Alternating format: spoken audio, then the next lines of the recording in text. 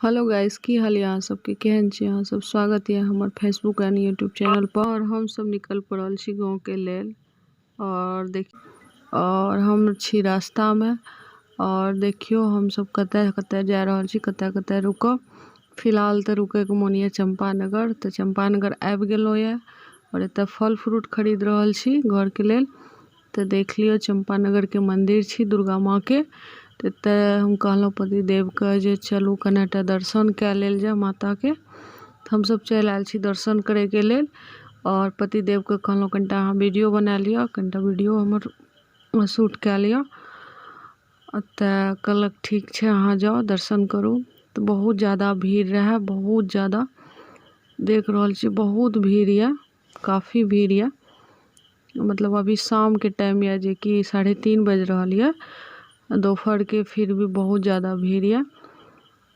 तो सगरो जे छै दीप सब जरा जरा के राख दिले है। और हम दर्शन कैलहुँ और हमर पतिदेव गेलिए दर्शन करे के लेल। और देखियो पूरा अहाँ के मंदिर के नज़ारा देखा रहल छी, केहन लागल मंदिर देखे में। और ये चंपानगर के भव्य राजा के जे छै प्राचीन मंदिर छी, तो एहि लऽ दर्शन करा दिलहुँ। और एतय जे पट्ठा चढ़त नवमी के दिन में, तो 3टा एतय देल छै, पता नहीं एकरा की कहल जाय छै, हमरा नहीं पता। तो अहाँ सब कमेंट में जरूर बताएब की कहल जाय छै ओकरा। और पूरा मेला के नज़ारा देखबै छी। और एतय बन रहल है गरमा गरम जिलेबी। और बहुत कठिन से मतलब जे छै हम जे एलहुँ दीवाल लंग। और मैया के एक रत्ती थोड़ा सा वीडियो बनेलहुँ है, कनिटा कैमरा में कैद भेल है माता रानी। और पूरा दिया जला जला के पूरा मतलब जे छै पूरा बरंडा के भर दिले रहे मंदिर के दिया जला जला के। और हम सब निकल पड़ल छी अब घर के लेल।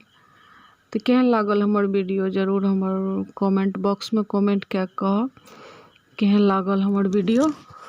तो और बाकी के वीडियो और बनायल जाए। ठीक छै।